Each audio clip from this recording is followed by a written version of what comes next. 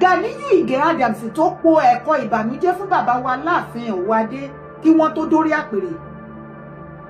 Kí orí àpèrè yẹn kí bàbá Aláàfin Ọ̀wádé tó débẹ̀. Iṣẹ́ wo ni Gani ṣe láti protect orí àpèrè yẹn? Àwa tá a dìde ti orí àpèrè yẹn nìyí nígbà tó ṣòfò. Apple ṣẹlẹ̀ Apple. A letter to Chief Sunday Adeyemo, aka Igboho Oòṣà, by who? Tobi Alaka, convener and VC, Oyo City Players, Atiba Local Government, Oyo Town, Oyo State, Nigeria. Àwọn ọmọ Ọ̀yọ́ Àtìbà, àwọn ni wọ́n fi ìwé ránṣẹ́ lẹ́tà, wọ́n fi ránṣẹ́ sí Chief Sunday Adeyemo Igboho. Ẹ jẹ́ kí a gbọ́ nǹkan tí wọ́n ṣe lálàyé nínú lẹ́tà náà. Ó lè yẹ pé lẹ́tà yìí gùn, ṣùgbọ́n àwọn ibi tí ó ṣe pàtàkì jù lọ ńbẹ̀ òun ni mo máa kà. Ẹ jọ̀ọ́ bá wa mú fídíò ìkẹ́ bá wa share ó dọ́dọ̀ bàbá wa Olú ọmọ ìlú Ẹkùn Chief Sunday Adeyemo Igboho. Wọ́n ní, Dear Chief Sunday Adeyemo Igboho, my sincere greetings and deepest respect to you. I have wanted to write this for a while, and I hope you will receive it in the spirit in which I am sending it with genuine respect, love, and concern. First, I want to sincerely appreciate you for the role you have played in standing up against insecurity and speaking boldly about the safety and future of our people. You have made sacrifices that many people may never fully understand, and you have continued to speak for what you believe is right. I also want to say that I am truly sorry for everything you have lost and gone through over the past years. I know some of those experiences must have been extremely difficult, and I pray that God continue to give you strength, peace, and restoration. Àti ẹ ti dúpẹ́, Ọlọ́run ti gba gbogbo ògo. Wọ́n wá tẹ̀síwájú bí wọ́n ní, there is something I humbly want to appeal to you about. Ẹ wá tẹ́tí sílẹ̀ bí o. Chief, whenever you speak about our traditional rulers, please, I beg you, try to speak well of all our obas, and where possible, simply refer to them collectively as àwọn ọba, rather than mentioning individual names, in a way that could make it appear that one oba is being placed above another. Yoruba land is blessed with many kingdoms and even thrown at its own history, people and traditions. Whatever our personal opinion may be about individual kings, I believe that all our traditional institutions deserve respect. Ó tẹ̀síwájú, ó ní, I am not saying this to criticize you or tell you what to do. Please don't see it that way. I am saying it because I love and respect you, and because I genuinely believe in what you are trying to achieve for our people. Ó wá tẹ̀síwájú bí ó ní, and Chief, please don't forget one important thing: you are more Oyo than anywhere else. Your connection to Oyo and its history carries a special weight, and I believe that makes it even more important for you to be a voice that brings all our traditional institutions together, rather than creating room for rivalry or comparison between thrones. Let our Oba stand together. Let our different kingdoms be respected. Let our people remain united despite our differences. Chief, I genuinely want to see you succeed, and I want to see Yoruba land safer, stronger, and more united. I believe you have an important role to play in that journey, and I pray that God continues to give you the wisdom and strength to carry that responsibility. Ó wá tẹ̀síwájú, ó ní, please forgive me if my words comes across strongly. Ẹ má bínú sí mi, Baba. I am only speaking from the heart as someone who loves you, respects you, and believes in the cause you are fighting for. May Olodumare continue to protect you, strengthen you, and guide your step. I share with love and utmost respect, a great admirer and supporter of your movement, Tobi Alaka, convener and VC, Oyo City Players, Atiba Local Government, Oyo State, Oyo Town, Oyo State, Nigeria. Lẹ́tà tí àwọn ọmọ Ọ̀yọ́ Àtìbà tí wọ́n fi ránṣẹ́ sí Ìgbòho nìyẹn. Wọ́n ní kí Chief Igboho kó má máa fi máa ẹ̀pù yín ibi tẹ́ ń lọ. Kí Chief Igboho tó bá fẹ́ dúpẹ́ lọ́wọ́ gbogbo àwọn ọba, kí wọ́n má máa ti ara bàbá wa Ọ̀nìrìṣà, kí gbogbo àwọn ọba tó kù, kí Chief Igboho kó mú unity wá. èmi náà ní little analysis tí mo fẹ́ ṣe bọ́ kí n tó ṣe analysis yìí ẹ tẹ̀lé mi kẹ́ wá wo fídíò God bless. Lẹ́kùn. Ó ṣe fi lájà lọ́wọ́. Lẹ́kùn. Ó ṣe fi lájà lọ́wọ́. Ó ṣá. Kí Ọlọ́run. Kí bàbá wa olóyè adé ní adé ọmọ ìgbò Ó ṣá. Tún dúpẹ́ lọ́wọ́ Ọlọ́run pé ọjọ́ òní Ọlọ́run fi bà wá nú jẹ́. Bàbá, ìjẹ́ lè rántí ìṣẹ̀lẹ̀ tó ṣẹlẹ̀ sí ní ọjọ́ kọkàndínlógún, that's on the 19th. Lọ́nà tí wọ́n dà, àwọn ìlú nínú ọkọ̀ mi ní lókè yìí láti fẹ́ wọ ojú yìí báyìí. Bẹ́ẹ̀ làwọn lókè àdá sí mi níjìjì tó jáde mọ́ mi. Tó mo sáré láwọn ṣàmì bá gbogbo gbogbo sínú ọ̀gbìn. Bá fàgbé wọn náà owó làwọn méjì. Ilé wa 30,000 abẹ́ 30 mílíọ̀nù wá. Mo ìkíni mo lówó ní ọjọ́ kan nínú ọ̀gbẹ́. Ìmọ̀ràn ìṣèlọ́mọ tó lówó. Ojú títí tí wọn gbà. Ìlànà mi kì í tí lówó. Wọ́n sọ títí ìwọ̀n tí wọ́n rí àwọn mi lọ́dẹ̀. Wọ́n ẹgbẹ̀rún mẹ́jọ ti mi lọ́wọ́. Mo kó fún wọn gbà wọ́n dá lápò. Gbogbo bẹ́síkẹ́ tí tààràtà láì jẹun lóko wọ́n kó wọ́n jẹ. Ṣé bàbá? Òní ni ọjọ́ kẹtàlélógún oṣù kẹjọ ọdún 2026 ní kété tí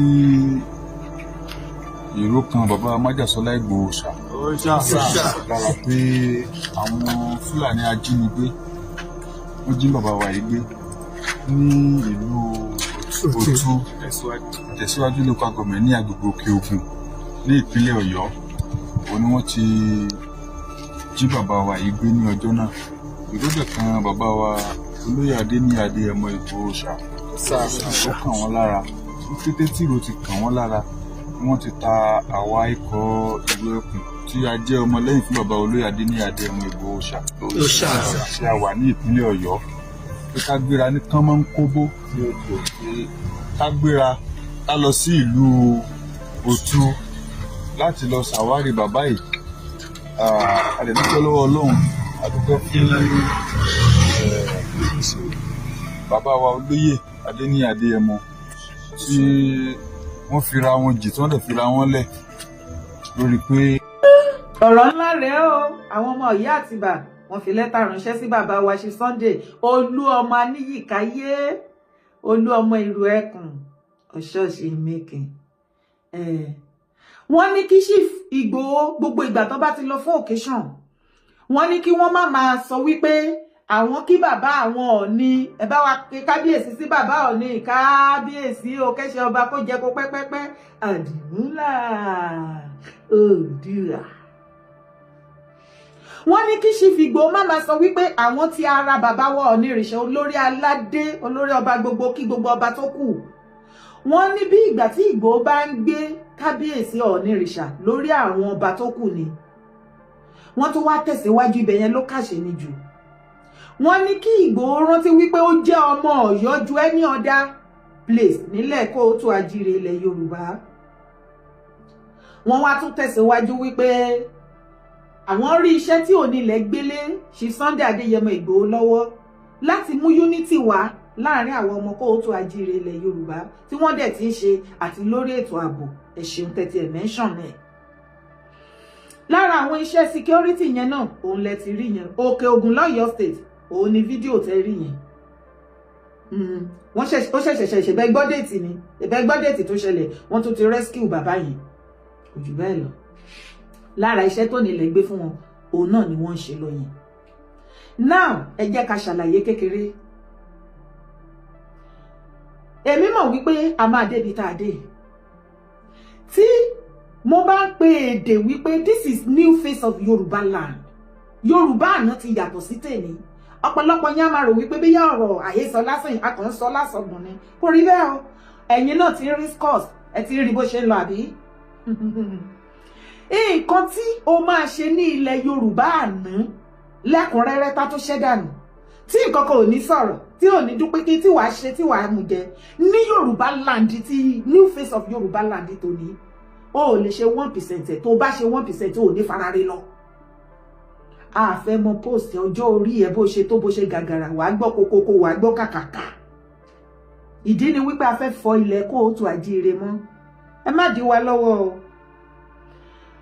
Ṣé wípé àwọn ọmọ Ọ̀yọ́ Àtìbà Ọ̀yọ́ Aláàfin ẹ̀yin ọmọ Ọ̀yọ́ ẹ lè rán Ìgbòho létí wípé kó rántí wípé ọmọ Ọ̀yọ́ state ni ẹ ò lè lá wípé kó bá yín gbé kó promote bàbá Aláàfin Ọ̀wádé bó ṣe ń gbóríyìn fún bàbá Ọọ̀ni.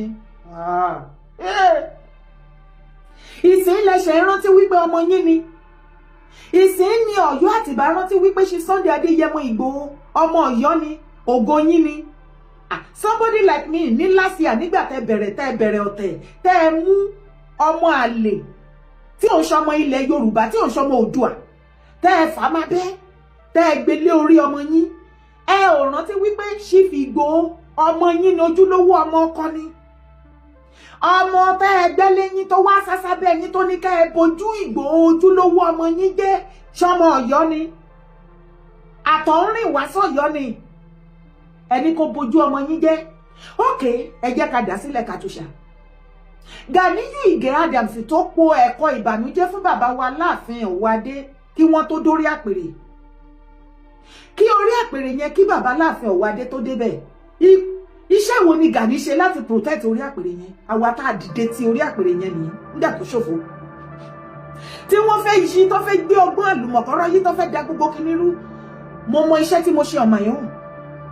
Torí ọ̀tẹ̀ tó pọ̀ lọ́yọ̀ọ́ ẹ lè máa rí somebody like me bí aláìdá lónìí. Èmi ò sí nídìí àìdá anywhere o. Bí ẹyẹ bá ṣe fò la ṣe máa sòkò ẹ̀. Bí Ìgbòho bá ṣe nǹkan àìdá lẹ́nu wà láì máa kó fún wọn. That is my life. Èmi ò jojú mi nílé ètò kòrò. Nísìnyí lẹ ṣe mọ̀ wípé Ìgbòho jọmọ Ọ̀yọ́. Abẹ́ ti gbàgbé nǹkan tẹ́ fojú ẹ̀ rí ní last year. Ẹ jẹ́ ń ṣe àtúnṣe ẹ jẹ́ ṣàlàyé nǹkan kékeré kí n rán yín létí nǹkan kékeré tẹ́ ṣe. Torí ìgbẹ́ kínkínní ló tí àwọn gbèbìrì bójú bá kúrò ọ̀tẹ́nu ṣọ́kàn máa kúrò mẹ́rin.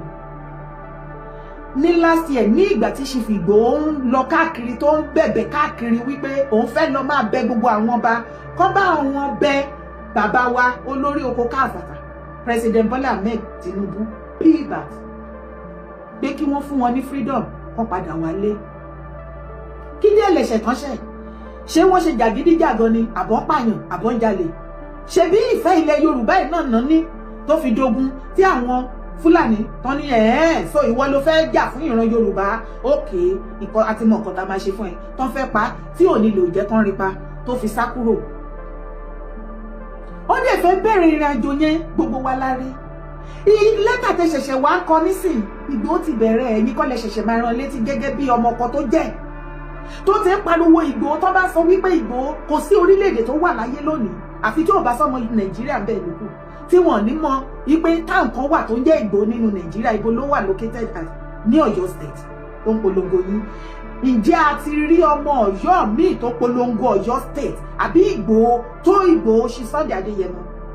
Gani Adams tẹ́ ẹ fún lóyè tó gbé 200 million tí bàbá Aláàfin àná tó gba 200 million tó ń ta oyè fún tí Fúlàní ra oyè fún tó tún wá ṣe ìwúyè fún lọ́dọ̀ yín. Promotion wo ló ti fún yín ní Ọ̀yọ́ state láti ìgbà tó ti fi jẹ́ Ààrẹ Ọ̀nà Kakanfò? Iyì wo ló ti bùkún Ọ̀yọ́ state? Orí àpèrè tó fi jẹ oyè yẹn kí ni iṣẹ́ tó ti gbé ṣe síbẹ̀? Chief Ìgbòho wálé ní last year nígbà tó fẹ́ bẹ̀rẹ̀ ìrìnàjò àti máa lọ sọ́dọ̀ àwọn gbogbo ọba. Èyí tẹ̀yìn ṣẹ̀ṣẹ̀ ń kọ lẹ́tà yìí ibẹ̀ ló ti bẹ̀rẹ̀ wípé òkè ilé la ti ń kẹ́ṣọ̀ọ́ ròde kí n tó máa lọ sọ́dọ̀ gbogbo àwọn ọba tó kù.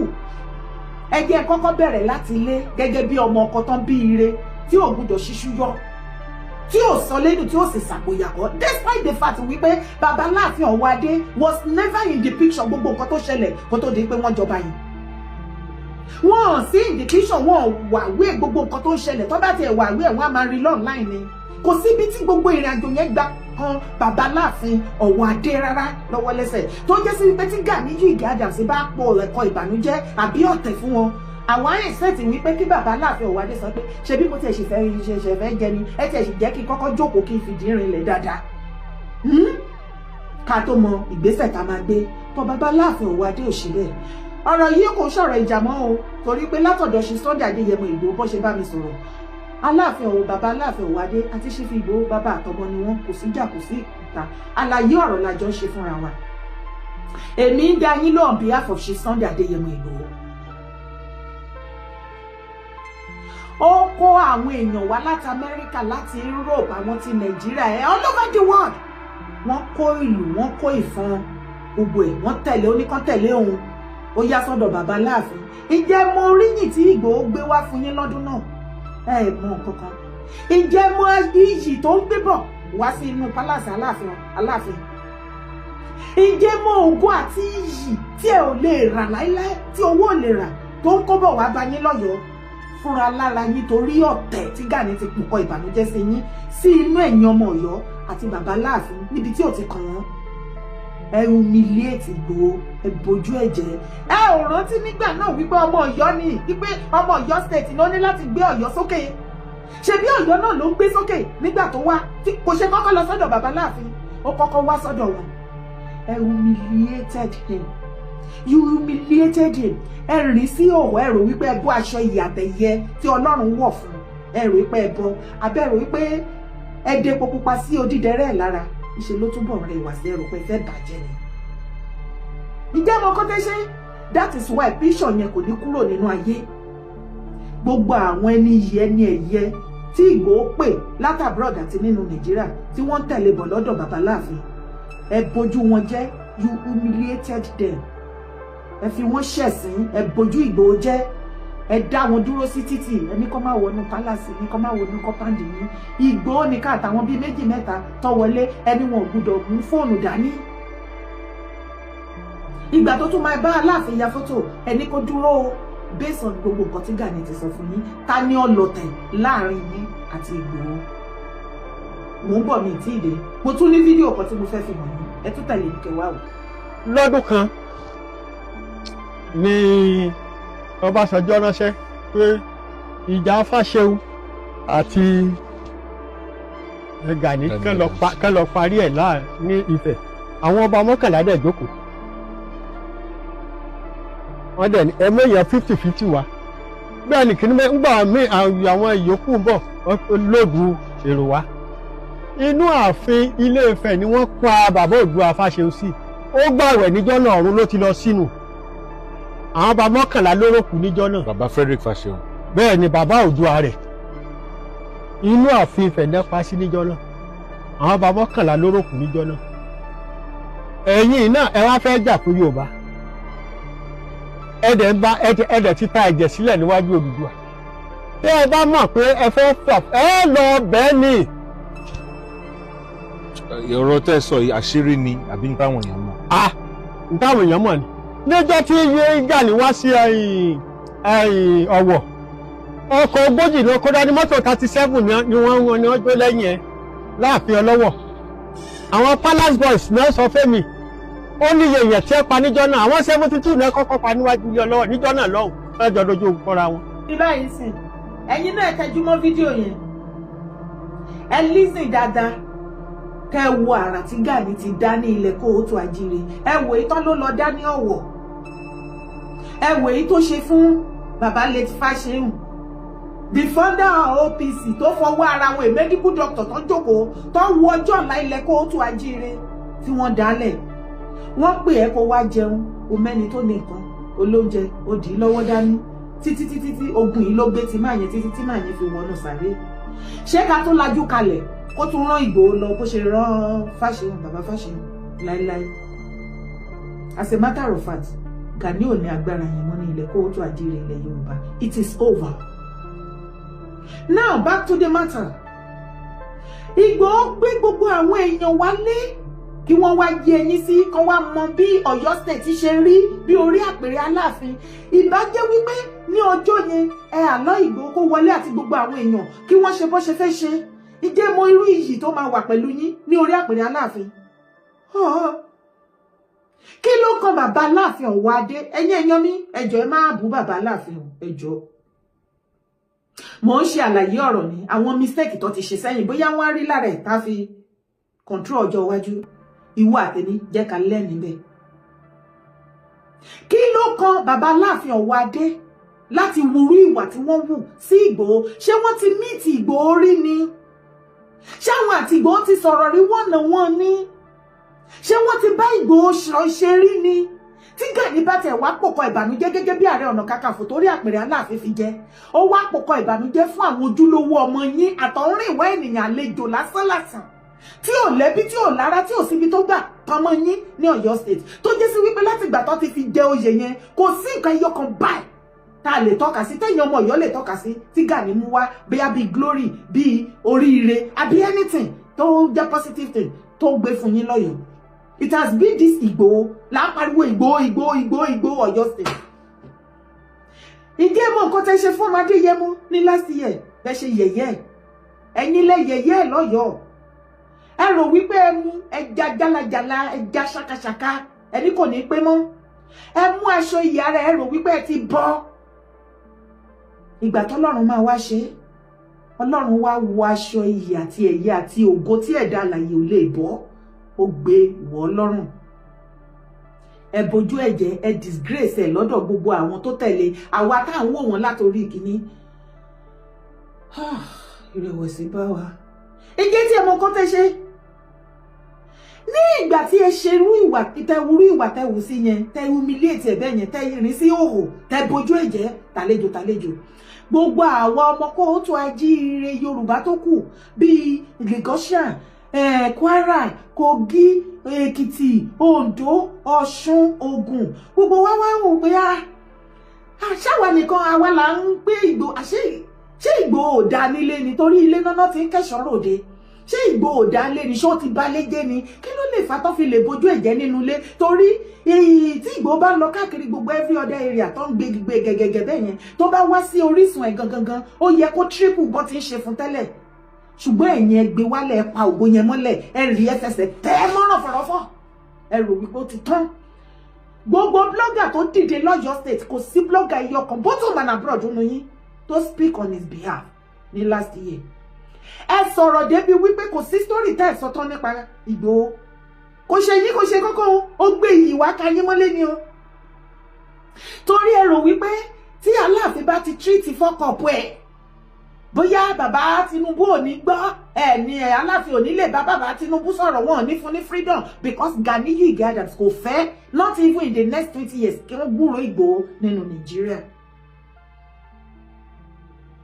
Ẹ wá bojú ẹ̀jẹ̀ ẹ ipò mẹ́rẹ̀ ẹ useless ẹ ṣoríṣiríṣi gbogbo àwa tá a wá láti ìlú bòmíì wá ń wò pé kí ló wá le tó báyìí kí ni Ìgbòho ṣe tó báyìí pé kinní kan tí ò bá jẹ́ wípé a ní Ọlọ́run.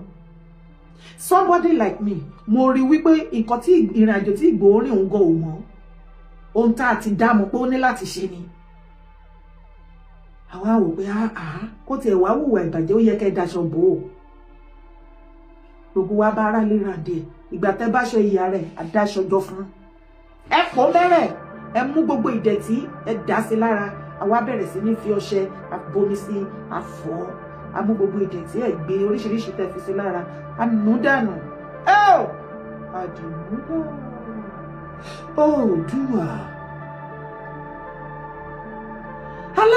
Bàbá Ọọ̀ni wá rí àwọn èèyàn wá lọ pé bàbá Ọọ̀ni pé wọ́wọ́ kan kẹ́ẹ̀dẹ̀ máa wá wo gbogbo ìgbà tá à ń sọ̀rọ̀ Yorùbá nation ṣebí bàbá Tinubu bàbá Ọọ̀ni ni gbogbo wa kọ fún ṣebí wọn tí jẹ bàbá Aláàfin Adéyẹmí àná akọ fún wọn tí bàbá yẹn fi jáde láyé wọn òwú kọ́ wọn dá wa lóhùn wọn sọ wípé kán lọ arrest wa wọn sọ wípé kọ́ ọmọ Ọ̀yọ́ bọ́ síta kán bú wa bá a ṣe kó fún bàbá tó. Bàbá Aláàfin Ọ̀wọ̀ Adé see in the picture why did you inherited what did not belong to you sir? Ọ̀tẹ̀ ogun tó wà nílẹ̀ kò síbi tó gbà kan yìí bọ̀ ẹ kò wá láyà ẹni tá a kọ́ níkà tó ṣe tinú ẹ̀ ti wà bẹ̀ tẹ́lẹ̀ wọ́n sáré àwọn èèyàn bá sáré lọ pé bàbá Ọọ̀ni ẹ wá wọ̀n kan bàbá Ọọ̀ni rìṣà gan ló yẹ kó ta Ìgbòho dànù pẹ̀lú nǹkan tá a fojú wọn rí àti bàbá Tinubu nínú Yorùbá nation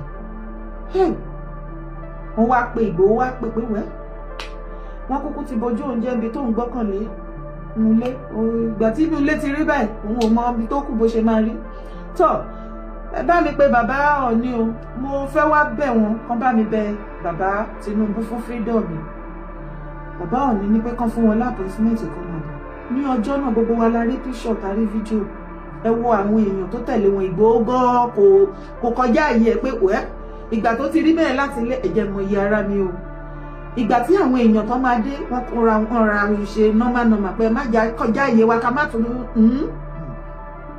bàbá Ọ̀nìrìṣà ló sọ wípé láyé ẹ lọ pé gbogbo àwọn tó tẹ̀lé wọn wá ẹ máa bọ̀ ọ́ọ̀lù kékeré náà fún wọn ní pálàsì Ọọ̀ni bàbá Ọọ̀ni ní kó lọ sí biggest hall fún gbogbo everybody ẹ wọlé aṣọ iyì tẹ bọ́ lára ẹ lójú yín lọ́dún náà lọ́hùn bàbá Ọ̀nìrìṣà Àdìmúlà àwọn náà wọ̀ sí lára padà ìbàjẹ́ wípé òun tẹ́ ṣe fún Ìgbòho ní last year bó ṣe lọ gbogbo ọba tó kù tó ṣe sẹ́yìn alẹ́ kan lẹ́tà kẹ́kọ̀ọ́ ẹ̀ ṣebí ẹ fẹ́ kán gbúrò Ìgbòho àwọn blogger yín lọ́yọ̀ọ́ láìṣẹ̀ wọn láìrò wọn láìṣe kankan torí wọ́n support Gani Adams wọ́n tún jẹ́ kó yé wa wípé àwọn máa pa irọ́ wá ṣe setup fún Ìgbòho wípé Fúlàní fẹ́ pa wọ́n lọ́yọ̀ọ́ wọ́n á tàn lọ́bẹ̀ wọ́n á sì pa wọ́n á bò ògùn ẹ̀jẹ̀ kí lẹ tún expect látọ̀dọ̀ ẹ̀ lẹ́yìn ni ok ẹ ti sọ ẹ ti gbàgbé àbí àwọn ò gbàgbé Ìgbòho tó bá gbàgbé ajé pé wọn ò mọ nǹkan tó ń ṣe nobody trusted Ọ̀yọ́ ẹ̀yin Ọ̀yọ́ àti Ọ̀yọ́ Aláàfin gbogbo yín pẹ̀lú Ìgbòho mọ́ torí any one of you bẹ́ẹ̀ ṣe máa pa lówó lẹ́ wá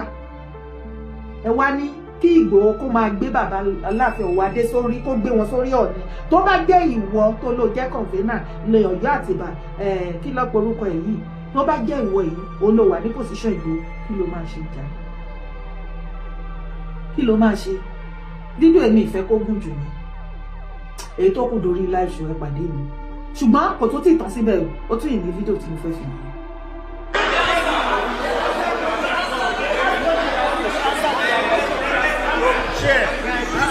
Give me the mic. Hello, Nigerians. Please listen to me. Listen to me. Listen attentively.